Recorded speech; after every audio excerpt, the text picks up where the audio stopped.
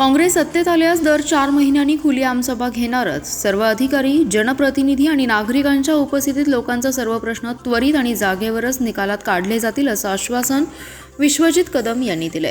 पलूस नगर परिषद निवडणुकीच्या पार्श्वभूमीवर काँग्रेस पक्षाच्या वतीने आयोजित भव्य मोटारसायकल रॅली, प्रभावी पदयात्रा आणि शक्ती प्रदर्शन करणारी प्रचार सभा अत्यंत उत्साहात पार पडली. यावेळी ते बोलत होते. डॉक्टर कदम यांनी आपल्या भाषणात गेल्या 4 दशकातील कदम कुटुंबियांचे पलूसशी असलेले ऋणानुबंध अधोरेखित केले.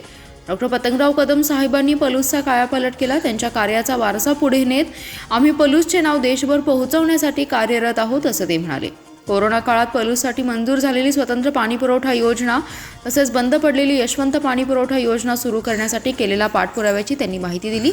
सभेदरम्यान डॉक्टर कदम यांनी विरोधकांवर टीकास्त्र सोडताना कोणाचं नाव न घेता विनोदी शैलीत अ ब क अशी नामांकित टीका केली आहे. दीवार आणि शोले चित्रपटातील संवादाचं उदाहरण देत शोलेतील असरानीप्रमाणे आमच्या विरोधकांची अवस्था आधे इधर जाओ आधे उधर जाओ बाकी मेरे साथ आओ असं म्हणत त्यांनी टोला लगावलाय. यावेळी आमदार जयंत पाटील, खासदार विशाल पाटील, काँग्रेस प्रवक्ते हनुमंतराव पवार, महेंद्र लाड, मानसिंगराव पाटील यांच्यासह अनेक मान्यवर उपस्थित होते. मला खरं इथं हनुमंतराव, तुम्ही आता बाहेरून आलेला आहे, या निवडणुकीमध्ये अजबच प्रकार पाहिला आहे. गेल्या काही दिवसांपासून आमच्या पलूस कडेगाव विधानसभा मतदारसंघामध्ये आणि दोन्ही तालुक्यामध्ये सध्या विरोधी पक्षामध्ये 3 लोक आहेत. आता मी नाव घेणार नाही. अ, ब आणि क. आता ज्याला समजून घ्यायचं त्यांनी समजून घ्यावं. समजणे वालों को इशारा ही बाकी. आता अ कोण? कडेगाव तालुक्यात.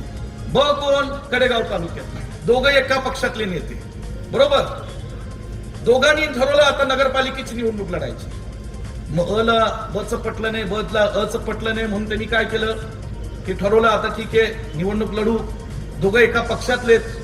मग एकाने ठरवलं बाबा ठीक आहे मला तुझं काय जमत नाही, तो एका पक्षातला आहे ब, आणि त्यांनी दुसऱ्या पक्षाला पाठिंबा दिला गुप्त पद्धतीने.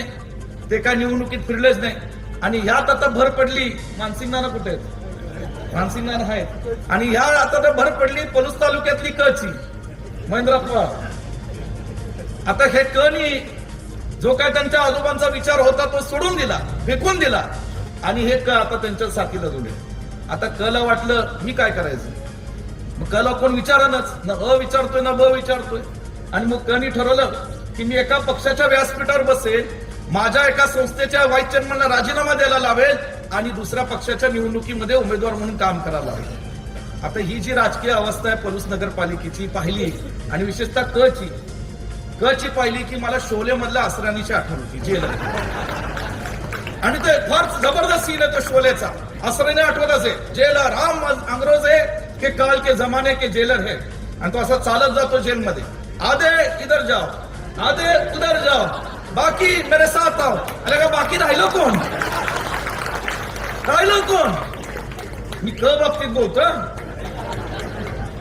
आणि क ला कळणाच कन्फ्यूज माणूस आहे की स्टेजवर बसायचं, आपला माणूस तिथं निवडून लढतोय, मग ह्याला काम करायला सांगा तू त्याचं काम कर, ह्याला सांगा तू त्याचं काम कर. अरे नेमकं काय चाललंय? मला ह्यातनं सांगायचं असंय, अ ब च काही तुम्ही चालूच आहे. त्यांचे काय भानगड येते त्यांचं त्यांना माहीत. मी भैया त्यात काही पडलो नाही, आम्हाला दुसऱ्यांच्या भानगडीत पडायचं नाही. पण ही अ ब क जर ह्यांना मेळ नाही तरी पलूस नगरपालिका काय चालवणार आहे तुम्ही मला सांगा. काय चालवणार ही पलूस नगरपालिका?